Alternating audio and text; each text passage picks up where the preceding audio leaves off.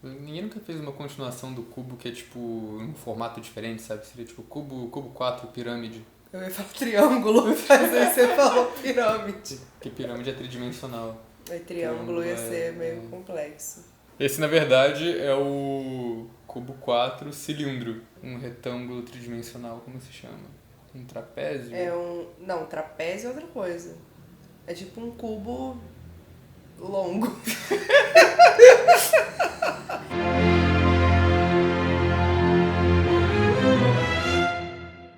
Olá pessoal, bem-vindos a Trecheiro Violento. Eu sou Osvaldo, essa é a Karina.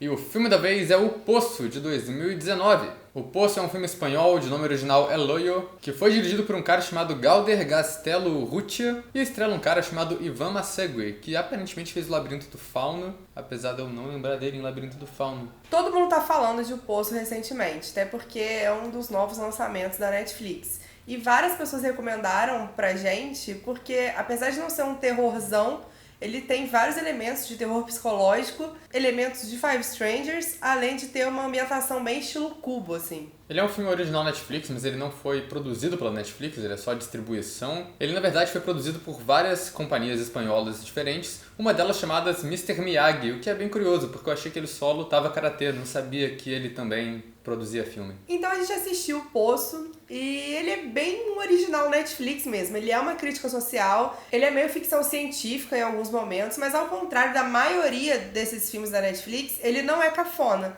E talvez seja por isso que ele funciona. Mas antes de falar dele, vou pedir pra vocês se inscreverem no canal, se vocês não forem inscritos ainda. Comentem aí embaixo se vocês já assistiram O Poço, provavelmente já, porque tá todo mundo de quarentena, tá todo mundo vendo O Poço.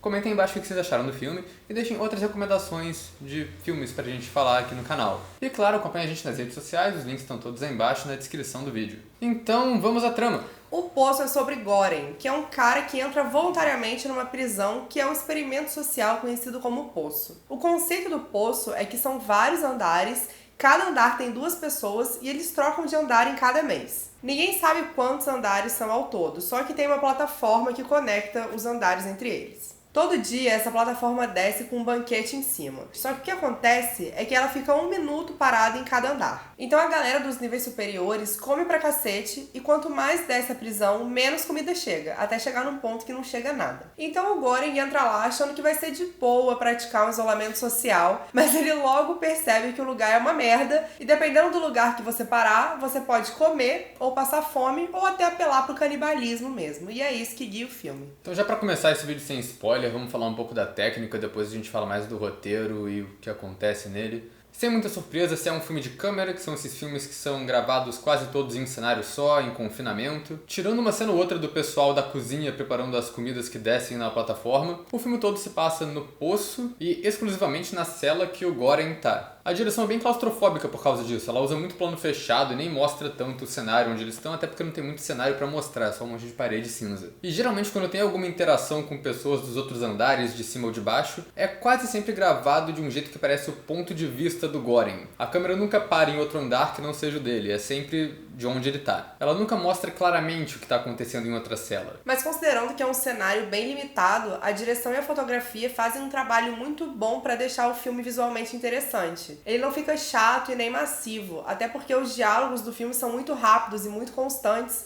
então não dá tempo de você ficar entediado. Acho que o filme mais próximo desse estilo é O Cubo, que é um dos melhores filmes de Five Strangers já feito e trabalha bem essa questão de confinamento em prisões não convencionais. Acho que tudo aqui lembra Cubo um pouco. Os personagens, a direção, o cenário, a fotografia, o figurino. Eu diria que esse filme é o melhor sucessor espiritual que o Cubo já teve. Melhor até que as continuações de Cubo. Osvaldo, mas né, eu falo um monólogo aqui é melhor do que as continuações do Cubo, né? Eu falei Five Strangers agora, que é um subgênero que a gente carinhosamente apelidou assim, que define pessoas estranhas que estão presas num lugar e precisam fazer alguma coisa mortal para sobreviver. Mas eu não acho que o Poço se encaixe em Five Strangers pela forma como a trama se desenrola. Tem uns pontos que batem, né, o aspecto de estranhos presos em uma situação mortal e a própria crítica social do filme é bem coisa de Five Strangers. Mas ao mesmo tempo não é aquela trama de várias pessoas interagindo, né? Eu acho que o importante é que não tem nada que eles podem fazer para escapar, Tem coisa que eles podem fazer pra sobreviver, mas aí depende um pouco do andar aleatório onde eles saem, o que não é tão Five Strangers assim, eu acho. Porque eu acho que vai muito mais do acaso do que deles. Mas eu acho que o principal elemento que não classifica o poço como Five Strangers é o fato de não ter escapatória. Só o fato de você permanecer vivo não é um Five Strangers. Uma coisa que a gente sempre fala aqui no canal quando a gente fala de Five Strangers é que o que constrói um bom filme desse gênero são os bons personagens. Ele tem que ter personagens marcantes e bem construídos. E o Poço, felizmente, tem bons personagens. O protagonista é um idealista que foi pra prisão pra terminar de ler um livro e ganhar um certificado. Eu não julgo, porque eu conheço muita gente rolezeira a esse ponto, talvez até eu mesmo que vos falo. Cada personagem pode levar um item pra dentro da prisão, e isso serve como uma forma de caracterizar os personagens. O protagonista leva um livro do Dom Quixote, que é o objeto que todo mundo olha e fala: por que diabos esse homem trouxe um livro pra cá? O certificado que ele quer pegar também não é muito explicado não, mas é aquilo, né? Quando você tá terminando a faculdade e precisa de 200 horas complementares ainda, você faz qualquer coisa. Mas ele tem aquele clássico desenvolvimento de personagem de Five Strangers, que no começo ele é um cara moralista, mas ao longo do filme, enquanto ele vai vivenciando o poço, ele vai se tornando essa pessoa mais cínica e morta por dentro. Tem também um outro personagem clássico de Five Strangers, que é o velho que sabe de tudo. E é igual o René do Cubo, é um cara mais experiente, que já tá lá há mais tempo, que a única função na trama é fazer ela andar mais rápido. E ele é cínico e pragmático igual o René também. Ele tem uma boa participação na trama, ele tem até aquele bordão dele que é óbvio. Que ele usa pra explicar tudo que realmente é óbvio na trama, que a gente já espera. Meio que já agiliza assim pro protagonista, sabe? Tipo, até essa é a situação. Ele ganhou a minha empatia quando ele fica puto que o menino rouba o bordão dele. Ele ficou, óbvio é meu. E ele nem é um personagem unidimensional, como geralmente acontece com esse tipo de senhor roteiro na trama. Ele até ganha uma historinha legal e uma explicação pro objeto que ele leva pra prisão, que é uma faca Samurai Plus que corta tudo e se autoafia, uma parada Polishop, assim. Então, apesar dele ser um personagem que tá lá pra fazer o roteiro andar mais rápido, ele é bem caracterizado. Tem a mulher do RH também, que é outra voluntária que entra pra prisão. Ela tem uma história crível e uma boa justificativa pra tá lá, que ela descobre que tem um câncer terminal e entra lá pra tentar fazer as pessoas terem mais empatia e consciência. Ela consegue ser mais idealista que o personagem principal e ela foi um bom personagem. A única coisa que me incomoda muito é a escolha de objeto dela pra levar. Ela leva um cachorro, gente. Um cachorro que ela ama, que tem zero chance de sair daquele lugar vivo. Às vezes ela levou o cachorro de propósito, pensando em comer o cachorro em algum momento. Ai, Osvaldo, credo. Luísa Mel. Outro personagem relevante pro filme é a mulher que tá em busca do filho. E ela é meio que clássico personagem do misterioso, do labirinto, assim, que ninguém sabe muito qual é a dele, nunca fala nada e às vezes mata gente. E ela é uma personagem boa também, porque ela virou meio que a lenda do poço, quase que a Samara mesmo. Ela é a mulher que tá sempre descendo os andares, procurando filho e sempre mata a pessoa que tá com ela na cela pra poder acordar com outra no mês seguinte. E ela meio que cria uma afinidade com o protagonista, porque ele é a única pessoa que é minimamente gente boa com ela. A gente vai falar mais desses personagens depois que a gente entrar na spoiler zone aqui. Mas enquanto isso, vou falar que eu gostei bastante da trilha sonora também. O filme tem umas montagens meio surtadas de passagem de tempo e pra mostrar o mês passando nessas celas que os personagens estão. E a trilha tem uma batida acompanhando que parece quase um relógio tocando ali, que serve pra mostrar bem essa passagem de tempo também, eu achei bem legal. E claro, o roteiro do filme é a famosa crítica social foda. Mas isso não chega a incomodar porque não é óbvia. Quer dizer, é óbvia, é um pouco jogada na sua cara, mas ela não é cafona, não é tão clichê. O roteiro é bom e é uma história interessante sobre desigualdade social. Só que o roteiro não depende disso para sobreviver, ele funciona sozinho. E a crítica que esse filme faz é exatamente a crítica que as meninas já fizeram há algum tempo atrás, que é o motivo todo mundo já conhece, é que o de cima sobe e o de baixo desce. É a clássica pirâmide social. Quem tá em cima, literalmente caga pra quem tá embaixo. E tem aquela coisa, né? Se a comida fosse dividida igualmente, dava pra todo mundo comer. Mas quem tá em cima quer aproveitar o poder de estar em cima e estraga o negócio, faz a festa e não deixa ninguém pra quem tá embaixo que acaba morrendo de fome. E até pra convencer as pessoas a dividir igualmente é muito difícil. Tem uma cena ótima no filme que é a moça do RH tentando convencer a galera da cela de baixo a racionar a comida, mas ninguém escuta ela. Eles só começam a escutar quando o Goreng fica puto e fala: olha só, se ninguém dividir esse negócio eu vou cagar na comida de todo mundo.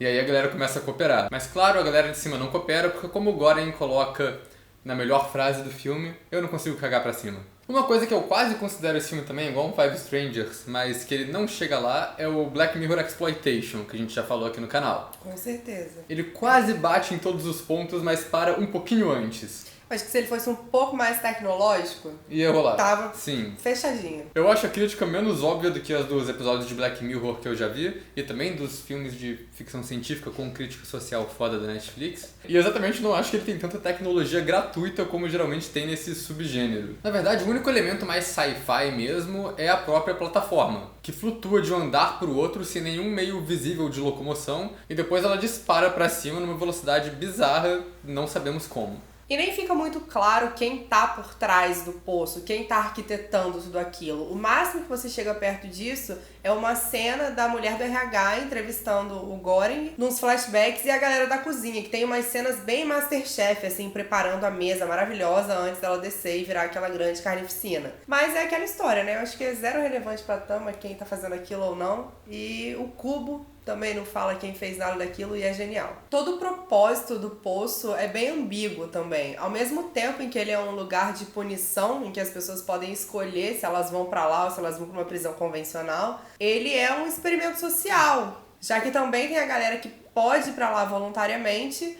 e os eufemismos por trás do nome, que tem gente que chama de Centro Vertical de Autogestão, o que parece muito coisa que a RH inventa pra fingir alguma coisa que não é nada. Eu acho que a gente já falou o suficiente do filme sem entregar muito do que acontece na trama, então agora é hora de entrar na Spoiler Zone. You've just crossed over into the spoiler zone. A primeira coisa que eu queria comentar é sobre como a progressão do roteiro desse filme é muito boa. Ela mantém um suspense legal sobre um dos pontos centrais da trama, que é a quantidade de andares que tem no poço. Que os personagens não sabem, a gente também não sabe, e a nossa percepção vai aumentando junto com a deles enquanto eles vão descobrindo salas mais abaixo e vão percebendo que o lugar é realmente muito mais cruel do que você acha. A gente começa sabendo que vai até o 132, mas depois a gente já vê os personagens no 170 e poucos. Depois a mulher do RH fala que vai até o 200. Mas depois num frame assim bem dramático, bem impactante, você vê que eles chegaram no nível 202. Depois eles mudam a estratégia e pelo tempo do negócio descer e subir, eles identificam mais ou menos 250. E aí chega a revelação final, que você descobre que são 333 andares, o que é um número bem cabalístico, diga-se de passagem.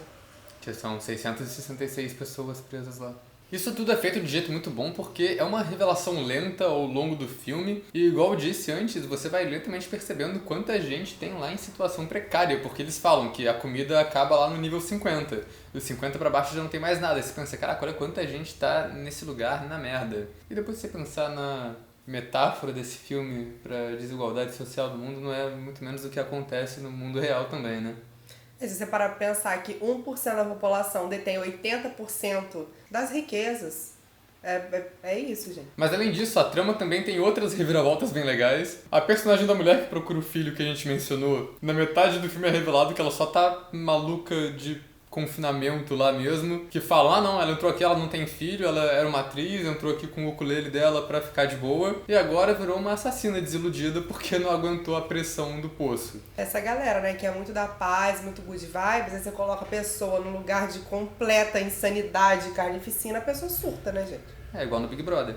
E esse aspecto da transformação moral também aparece pro protagonista através do canibalismo. Ele tenta evitar ao máximo, até quando ele tá no nível 202, ele tenta evitar, mas chega um momento que não tem o que fazer, é isso ou é morrer. Então ele se vê muito nessa balança moral aí o tempo todo. E a trama também tem vários pontos de virada pra manter o filme interessante. Ele não fica só na mesmice de discussão de dois personagens falando dentro do poço. O último parceiro de cela do Goren no filme é o cara que acredita numas profecias ou algumas coisas assim. E os dois decidem mandar uma mensagem pra coordenação do lugar e vão descendo o poço junto com uma plataforma pra levar comida pros níveis mais baixos. Isso dá uma revivida na trama muito boa no terceiro ato porque vira um filme bem diferente do nada. Do nada eles têm um objetivo que não tinha antes, e eles começam a enfrentar várias pessoas diferentes enquanto eles estão fazendo essa descida deles. Mas assim, tem umas paradas aleatórias que acontecem no meio disso, tipo, do nada eles param numa cela que aparece um senhorzinho numa cadeira de rodas que nunca tinha aparecido antes e dá um esporro neles falando que eles estão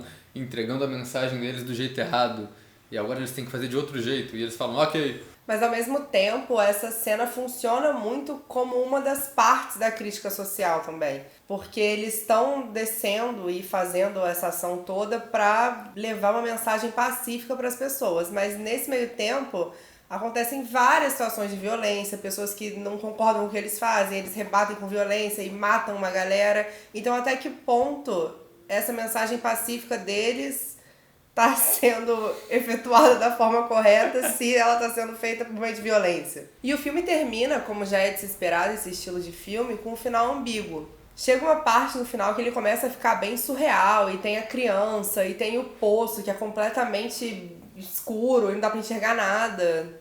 Tudo aquilo é bem viajado, assim, e pode muito bem ser uma noia dos personagens, assim, um delírio. E no final eles conseguem enviar a criança de volta na plataforma, e o protagonista acaba ficando. Porque, na verdade, o que importa não é o mensageiro, e sim a mensagem. E o filme acaba nisso. A criança indo e o protagonista ficando pra morrer lá no buraco. Eu só acho que o filme tinha que ter acabado com a imagem da criança chegando lá do andar 0. Porque do jeito que ele acaba com aquela plataforma subindo rápido pra cacete com a criança em cima. É o último plano que a gente vê antes de começarem os créditos. E a única coisa que eu conseguia pensar durante isso era: primeira lei de Newton, lei da inércia, objetos em movimento continuam em movimento. Então quando esse negócio parar no primeiro andar, a criança vai decolar igual um foguete e vai se espatifar no teto todo e não tem mensagem nenhuma. Foi isso que eu entendi do final do filme. Você é muito literal, não pode ser literal, assim, tem que pegar as nuances filosóficas da coisa, hein? E é isso, gente, é isso que é O Poço. É um filme bem crítica social, mas ele funciona bastante, tem uma história bem original e bem criativa até, acho que eu nunca vi nenhum filme com uma premissa parecida, assim. O Poço é um filme atual, até necessário, é importante que as pessoas reflitam sobre essas questões realmente. A categoria que a gente coloca O Poço no final é notável.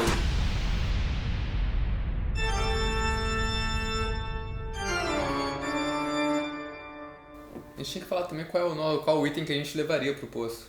É verdade. Qual item você levaria pro poço? Provavelmente meu violão. Coitado. Você ia matar a pessoa que ia ficar do seu lado de desgosto. O índice de gente se jogando ia aumentar. Puta que pariu. Mas assim, eu levaria meu microfone portátil. Então acho que seria mais ou menos a mesma estratégia.